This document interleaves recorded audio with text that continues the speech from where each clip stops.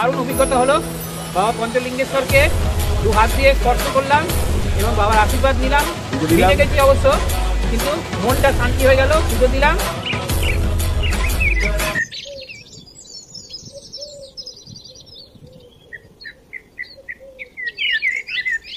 দিচ্ছি আজকে ওখান থেকে একটা সুন্দর জায়গা যাব, আমাদের সঙ্গে থাকুন আর এর অভিজ্ঞতা একটু শুনে নিন। কেয়ার রিসোর্ট খুব ভালোই রিসোর্ট। আমরা কলকাতা থেকে বুকিং করে এসেছিলাম, এখানে এসে খুব ভালো এদের কাছ থেকে আতিথেয়তা পেয়েছি। এদের খাবারের মানও খুব ভালো। ম্যানেজমেন্টের একটু অভাব না থাকলে এটা খুবই সুন্দর এবং সাজানো গোছানো। এর যে ডেকোরেশনটাও খুব সুন্দর। রাত্রিবেলা হালকা মিউজিক বাজে, আলো ভারী সুন্দর লাগে, খুব সুন্দর পরিবেশ। রাত্রিবেলাটা খুবই সুন্দর। আমরা এটা করে আজকে কেয়ার রিসোর্ট ছেড়ে নতুন জায়গায় যাবো, আমাদের সঙ্গে থাকুন, কত ভিডিও আসতে আসবে। এই ভাইয়ার গাড়িতে আমরা কালকে পুরো পঞ্চলিঙ্গেশ্বর ঘুরেছি, আজকেও বালাসোরে যাবো। কি নাম ভাইয়া তোমার? আমার পুরো নামটা হচ্ছে ধুমা কিস্কু। আচ্ছা, তোমার নাম্বারটা বলে দাও। 8984167773। আচ্ছা,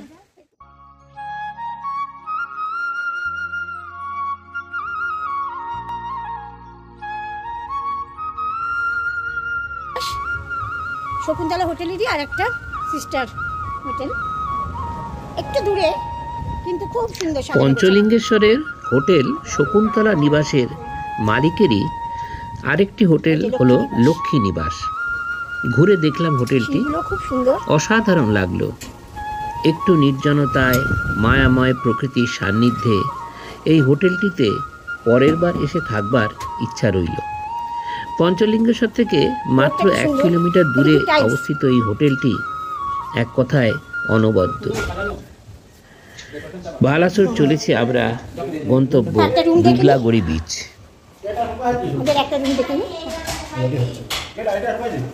দেখুন রুমটা রেডি হচ্ছে, পরিষ্কার হচ্ছে। বাহ, আয়না আছে, টেবিল আছে,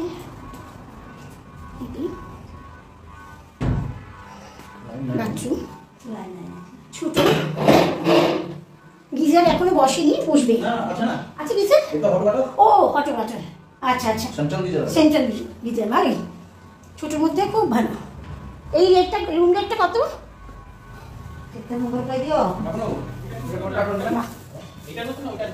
আরেকটা রুমের মোটামুটি একই।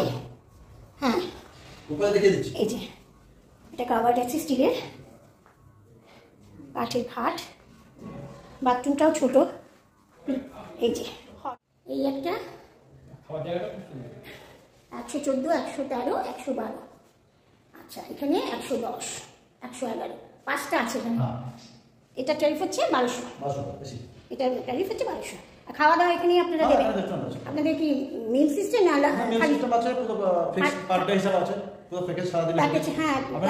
থাকা খাওয়া নিয়ে 1000 টাকা per head per day pass. আচ্ছা, থাকা খাওয়া সারাদিনে খাওয়া দাওয়া বলতে আপনাকে মর্নিং টি থেকে breakfast, lunch, evening snacks, dinner সব নিয়ে। বাহ, ঠিক আছে, এবার গেলে আবার টাকা যাবে। আর আপনার তো ট্যুর প্ল্যান করেন এখানে ঘোরানো, আপনারা আপনাকে 2 দিন ঘোরাবো। হ্যাঁ, এই দাদার কাছ থেকে দাদাই গাড়ি দিল, ঘুরলো। আর সময় কম বলে আরও যেতে পারিনি, কুলডিয়া ফরেস্টটা যাওয়ার ইচ্ছে ছিল, দেখ পরের বার এলে হবে। সুন্দর ছাদ আছে, বাহ বাবা, খুব সুন্দর।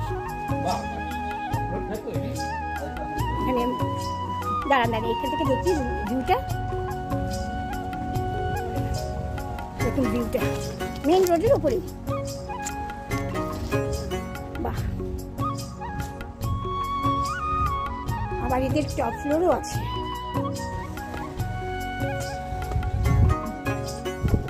দেখুন, বাহ বাবা, ছাদটা দেখুন। এখানে এসে 2-3 দিন শান্তিতে কাটিয়ে যেতে পারবেন, দারুণ ভিউ।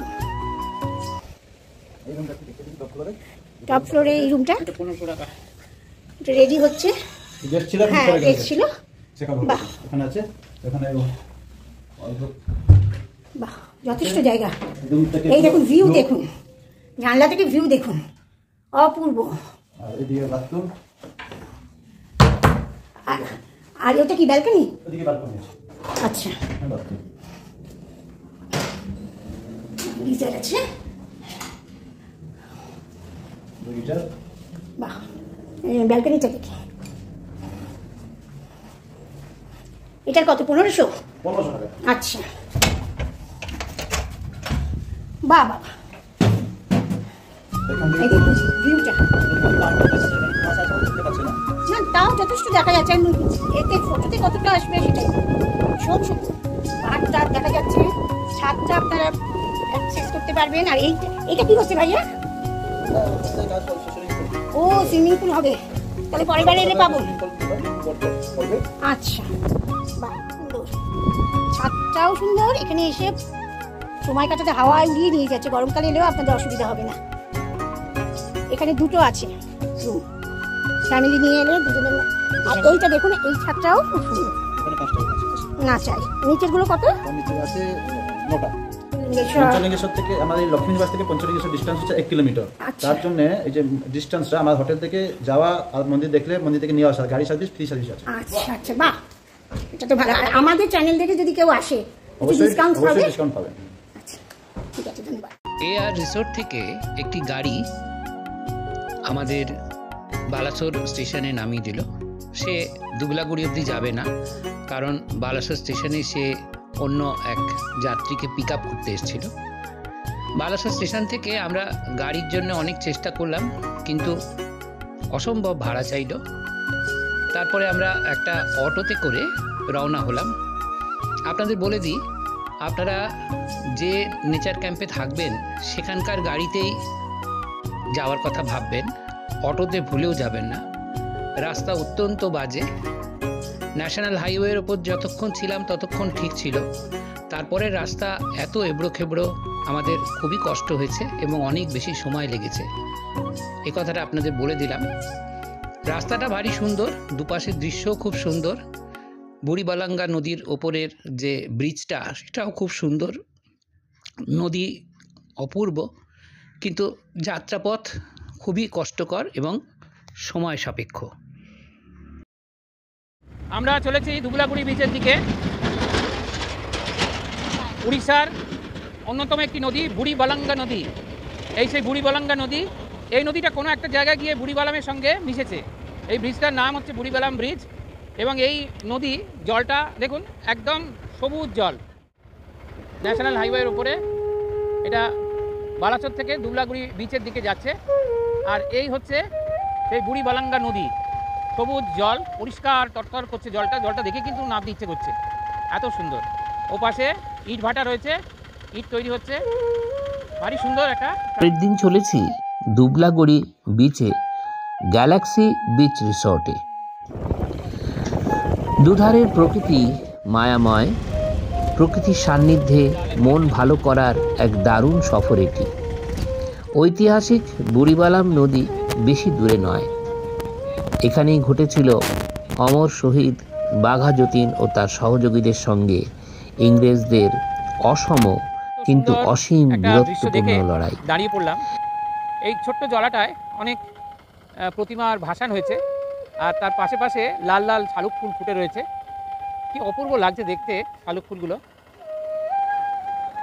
খুব সাধারণ একটা দৃশ্য, কিন্তু এই দৃশ্যের মধ্যে দিয়ে আমরা যেন একটা রহস্যের ছোঁয়া পাচ্ছি।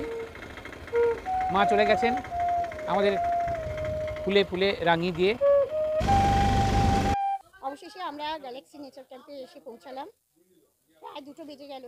পথটা কিন্তু প্রথমের দিকে অনেক ভালো ছিল, 5 কিলোমিটার পথ খুব খারাপ, খুব কষ্ট হলো আসতে, কিন্তু এসে খুব ভালো লাগছে। আমাদের পরের পর্বে থাকছে এই বিচ রিসোর্টে থাকার অবিস্মরণীয় অভিজ্ঞতার চিত্ররূপ। দেখতে ভুলবেন না কিন্তু।